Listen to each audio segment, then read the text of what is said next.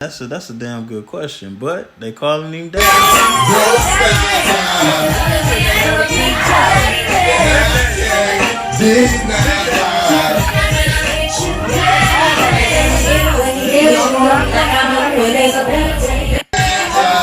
Setting up the threesome. What he got? 4 chicks over there, man. Hey, that's a nice boat ride, man. That's all I can say. That's a nice boat ride, and it's like who would turn?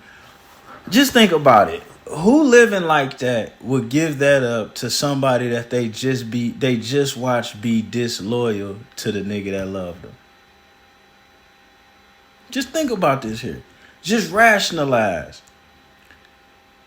Who would do that? Nobody.